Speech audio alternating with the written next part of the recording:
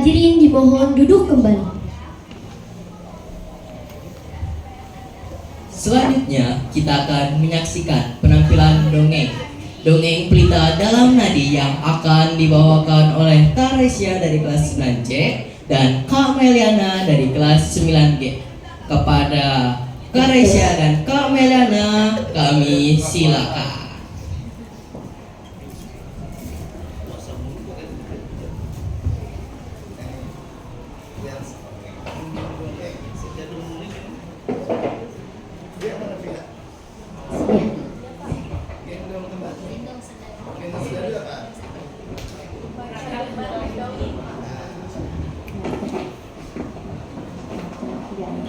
Assalamualaikum warahmatullahi wabarakatuh.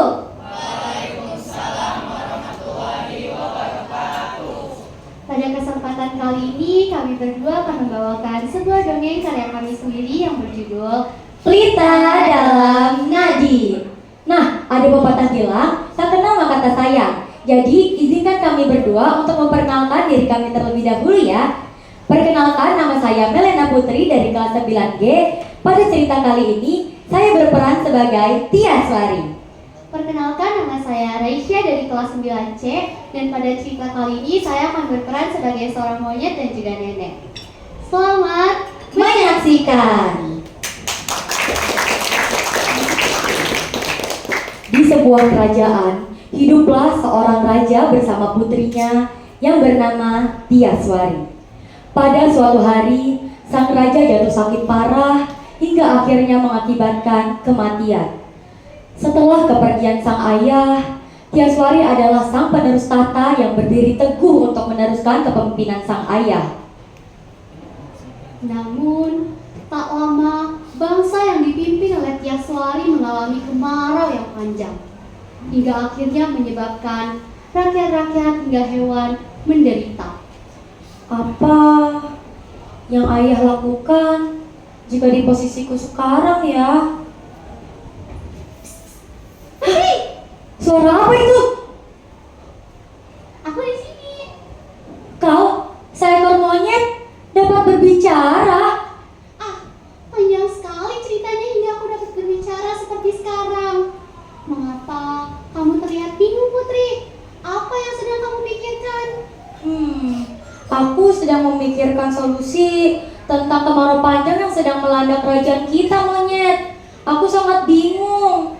Mengapa pada saat kepemimpinan ayahku tidak ada krisis seperti ini? Kepemimpinan ayahku? Maksudmu adalah sang raja? Iya. Memangnya ayahmu tidak pernah menceritakan hal itu kepadamu, Putri? Hal apa, monyet? Apa yang kau tahu tentang ayahku? Sabar, Putri. Bukan hanya aku yang mengetahuinya. Bahkan seluruh hewan di kerajaan ini pun tahu kelakuan buruk ayahmu. Kelakuan buruk? Apa maksudmu, monyet? Ayahku bukan orang seperti itu ya? Bukan tugasku untuk memberitahumu, Putri. Tapi jika kau benar-benar ingin tahu, maka carilah sebuah kotak hitam yang berada di ruangan yang belum pernah kau masuki. Setelah mendengar perkataan monyet, Tia Swari bergegas pergi ke sebuah ruangan yang belum pernah ia masuki semasa ayahnya tidur. Di dalam ruangan itu, Tia Swari terus mencari dan mencari barang yang dimaksud oleh monyet, hingga akhirnya ia menemukan sebuah kotak hitam tua yang berbeda dari benda lainnya. Kotak apa ini? Berbeda dengan benda lainnya yang sudah berdebu. Tia Swari membuka kotak itu dan menemukan secari kertas tua. Tidak mungkin ayah melakukan perjanjian buruk seperti ini. Tidak, ayah yang aku kenal adalah yang baik. Malam pun tiba. Malam itu Tia Swari duduk termenung di mejanya. Banyak sekali hal berkecamuk di pikirannya. Tapi tiba-tiba monyet datang menghampirinya lagi. Untuk apa?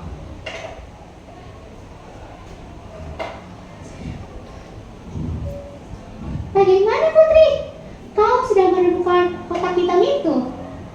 Aku sudah mengetahuinya, monyet. Ayahku melakukan perjanjian buruk itu. Tapi Apakah perlu aku melakukan hal yang sama untuk membantu kerajaan ini dari krisis kemarau? Tidak, jangan-jangan Putri. Itu hanya akan membahayakanmu. Memang dampaknya besar bagi kerajaan kita. Mengapa hanya aku yang menanggungnya? Bagaimana dengan rakyat-rakyatku, monyet? Itu pilihan pertamamu Putri. Jika kau memilih pilihan itu, maka setiap matahari tenggelam, tubuhmu akan merasakan sakit yang luar biasa. Tapi sebagai gantinya, rakyatmu akan selamat. Lalu, bagaimana dengan pilihan lainnya, monyet? Pilihan kedua, itu cukup beresiko Putri. Rakyatmu akan menderita, tapi kamu akan mendapatkan sebuah kemewahan yang tak terbatas. Tapi sebagai seorang putri, aku tahu pilihan mana yang akan kamu pilih. Hari sudah gelap, aku harus pamit dulu. Dadah Putri. Keuntungan besar. Setelah monyet pergi, Tiaswari terus memikirkan perkataan dan pilihan yang diberitahu oleh monyet. Keuntungan besar apa yang dimaksud oleh monyet itu? Lalu, mengapa ayah memilih untuk mengorbankan rakyat-rakyatnya demi di akhir hidupnya? Dan apakah aku harus berkorban demi rakyat-rakyat yang bahkan mencaciku? Orang-orang itu... Tiaswari terus memikirkannya hingga akhirnya ia tertidur di mejanya dan terjebak dalam sebuah mimpi yang sangat aneh.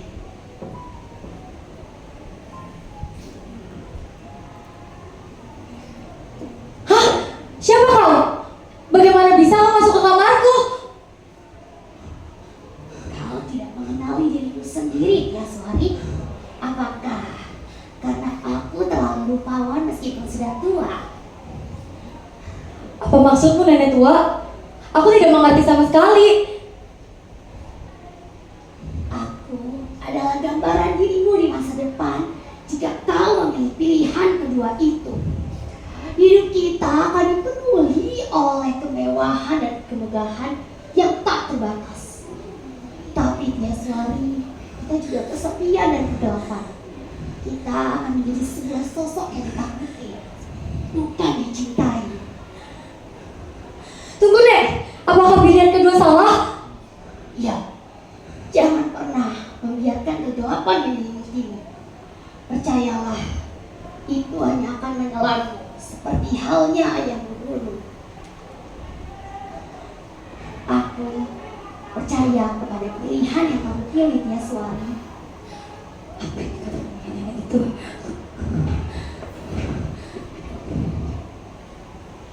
Matahari pun terbit. Tiaswari terbangun dari tidurnya. Ia menatap langit dan terus meratapi apa arti dari mimpi tersebut. Kegelapan? Apa yang dimaksud oleh nenek dan monyet itu? Lalu, apakah jika aku memilih pilihan pertama, aku benar-benar sakit? Lalu mengapa ayah memilih pilihan yang salah? Apakah perlu aku membenarinya? Hari demi hari berjalan. Tiaswari terus terkecamuk oleh pikirannya sendiri. Ia bingung pilihan mana yang harus ia pilih untuk menyelamatkan bangsanya. Tapi pada akhirnya Tiaswari tidak termakan oleh keserakahan. Ia memilih pilihan pertama, mengorbankan dirinya demi rakyatnya. Sejak hari itu, rakyat-rakyat menganggapnya bukan sebagai gadis muda yang hanya biasa saja, tetapi sebagai gadis muda yang rela mengorbankan dirinya demi rakyat-rakyatnya. Aku Tiaswari, penerus bangsa ini, penerus kehargaan bukan kegelapan. Selesai. Terima kasih. Nah, kasih tahu ya komentarnya. Ya, ini adalah dongeng yang dibuat oleh Aisyah, Pak. Menurut Bapak ini gimana nih, Pak? Dongeng-dongeng ini, Pak? maaf Daryl izin membenarkan berdua. Oh, Ya, saya. Oh, sistem apa entry ketentuan apa? Mas gue ya. Iya betul Bapak. Jadi pertama keren ya, sangat menginspirasi dan penuh makna ya. Terima kasih Bapak. Terus malah sebenarnya kalau dibuat berdua itu agak susah itu sebenarnya untuk berkolaborasi. Bagaimana caranya itu? Karena Kita berlatih, Pak. Kita latihan sendiri. Enggak, membuat skenario ceritanya itu dibuatnya satu-satu atau berdua diskusi gitu? Bersama Iya, kita bersama, ada Pak. berdiskusi Berdua. Bapak tiap Oh. scene-nya gitu nanti Oke. seperti apa. Tuh. Dan kebetulan ini adalah cerita jilid 2 Pak. Jadi Hah? sebelumnya ada Pelita Dalam Hati jilid 1. Kayak yang jilid 1 itu yang saya bawakan pada saat lomba FFS 3M. Saya sendiri pada saat itu. Oh. Nah pada jilid kedua ini kita kembangkan lagi Pak. Nah, jilid kedua. Jadi karakternya lebih banyak lagi. Betul. Kenapa judulnya Pelita Dalam Hati? Karena menurut saya si sosok Yaswarin itu punya pelita dalam hati gitu Pak. Jadi meskipun gimana ya, di sebelum-sebelumnya itu dia seperti kakeknya, neneknya, ayahnya itu memilih pada keserakahan, itu berbeda Pak. Jadi ada sebuah pelita di dalam hatinya yang mendorong dia pada sebuah kebaikan. Maka disebutnya pelita. Oke. Nah, nanti saran saya suatu saat kamu bikin skenario dan melibatkan bukan hanya berdua ya. Itu lebih keren lagi. Baik. Kalau ini kan tadi ada paling tidak 1, 2, 3 tokoh ya. 3 tokoh Yang betul. terakhir nenek-nenek ya. Iya betul. Wih, keren. Tepuk tangan deh. Kasih bintang berapa? Saya 5. Keren. Terima kasih pada Bapak Ujang atas komentarnya.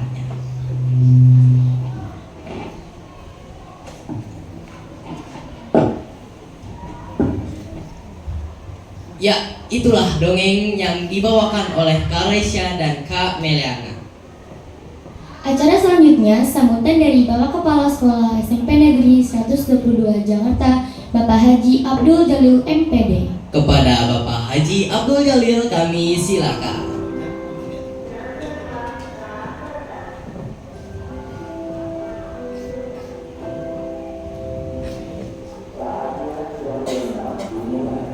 Assalamualaikum warahmatullahi wabarakatuh. Selamat pagi, salam sejahtera untuk kita semua yang sama-sama kita hormati Bapak Korwas kita, Bapak Pengawas, Bapak Haji Ujang Kusuma MSI, yang sama-sama kami hormati para wakil. Di sini ada Ibu Suprapti, wakil akademik, Ibu Siti Saroh, wakil kesiswaan dan humas. Ada Bapak Priyono, wakil sarana dan prasarana, dan alhamdulillah Pak Majid membersamai kita juga sebagai PLT Kasarprap di SMP 1 Jakarta. Dan Bapak Ibu, ada tim manajemen di sini, kemudian ada tim perpustakaan, ada tim tendik pun hadir bersama kami. Dan yang saya banggakan, yang saya cintai, ini anak-anak hebat 122. Baik OSIS periode 2024-2025, Book Ranger 2024-2025, dan anak-anak OSIS hebat yang dia mempunyai tantangan yang berat untuk melanjutkan apa yang telah ditorehkan oleh kakak-kakaknya. Dan alhamdulillah Pak Ujang punten di kami secara tidak langsung tadi pembawa acara itu ada kelas 9, ada kelas 8. Jadi sudah bisa berbagi, dan nanti yang kelas 8 bisa berbagi kelas 7. Demikian pula tadi di acara pun yang baca doa adalah Erlangga, wakil MPK ya. MPK ya. Wakil MPK, dan beliau kelas 8. Jadi sudah nampaklah regenerasi di 122. Bahkan di sini pun kami di Bapak Ibu Guru pun, selain kami ada tim respon cepat, ada Pak Priyono, Bu Siti Saro, dan Bu Prati, serta plusnya ada Pak Majid. Kami pun punya tim manajemen 122 yang menjadi bagian utama dari 122, yaitu ada Bapak Atep Suratek. Nah ini Pak, kan Pak Atep tenaga muda potensial, didampingi yang selalu setia, yang ngepush Ibu Rinawati Kusuma Dewi. Ya, terus di sini ada tim kurikulum. Pak Ujang dia tektokan sama Pak Herul Basar. Ya, Pak Herul Basar plus Pak Juri yang coding AI Pak. Ini mereka yang ikut PM nih. Pak Ustaz Juri dia memang di IT-nya keren. Terus ada kesiswaan di sini kami ada Bapak Suyadi, ya, staf kesiswaan, Bu Eti Sunyati sebagai ini apa, humas, dan dia pembina pramuka. Ya, tadi mungkin yang sering wirawidi menyambut tamu. Terus ada Pak Justa Yustarno, Pak Ujan, ini beliau pembina OSIS, ya, bersama dengan yang sudah legend di OSIS, yaitu Mistira Nur Aminah. Ya, ini pokoknya Pak Justa berbagi dengan Mistira berbagi dengan Pak Justa untuk 122 bisa melahirkan para pemimpin yang handal. Yang notabene ibaratnya anak-anak dari 122 ternyata kayak Mawar menjadi OSIS juga ya. OSIS juga itu, jadi ini tidak jauh ya istilahnya, karena memang kader-kader ini dibentuk oleh, tidak lepas juga dari tangannya Pak Ujang berperan di sini. Terus ada ibu-ibu guru muda juga di sini, ada Ibu Rida Tania, yaitu PIC untuk Litnum, ya, pencaksilat yang telah melahirkan kejuaraan. Kemudian ada Ibu siapa namanya itu, Ismaya, ya, Ismaya Iis Ismayawati, ya, jadi harus kuat lah. Dan Wiis ini juga sama, yang bisa bersama dengan Miss Yeni bisa melahirkan, wah kalingan, wah untung kelihatan Miss Yeni gitu. Iya, Miss Yeni yang bisa melahirkan sama Miss Ibu Iis tokoh-tokoh seperti Lionel Messi, kemudian Siva Haju, ya sama siapa, Catherine, ya, Catherine Wilson, ya, ini itu jadi tokoh-tokoh yang menjadi pembawa acara. Dan ini berkat tangan-tangan dari semuanya. Dan kami pun ada anak muda, ya, teknik muda 122 itu rezeki. Pak Majid ketiban rezeki, datang yang namanya pertama Saiful Anwar dan tim Asep. Kemudian datanglah Rizky Subagia, Rizky Adi Putra, ya, itu cakep lagi IT-nya. Datang Pak Mariadin, ya udah, jadi Pak Majid sama saya, jadi ya udah TU autopilot udah dengan sendirinya, ya, tiga arahan udah dapat, dan kemudian selalu terjaga yang seperti ini, ya, itu alhamdulillah. Dan kami pun di tim manajemen di bawah kendali respon cepat ini, teman-teman tim manajemen bisa membuahkan hasil seperti ini. Dan ini Pak dihadiri juga di sini, yaitu anak-anak kami yang hebat dari OSIS yang terpilih secara demokratis, yang memang pertama kali yang bisa ya. Hari ini juga ketahuan langsung di forum, sampai orang tua datang bahkan mengetahui bahwa anaknya menjadi terpilih sebagai yang suara terbanyak. Itu alhamdulillah. Jiwa fair play-nya, sportivitasnya, kita tidak macam-macam, dan anak-anak merasakan itu sendiri, ya. Nah itu alhamdulillah mereka berhasil melaksanakan yang dari yang lama yang ke baru berhasil dengan baik. Dan tidak lepas juga perpustakaan ini menjadi ikon, tidak lepas dari dua tokoh, yaitu Bapak Ion Sudarsono atau Ion Wahyono, ya, Ion Wahyono, ya, itu tadi, walaupun dia lagi kesel juga Pak Ujang sama saya, keselnya yang lain udah senyum lebar, saya belum senyum-senyum.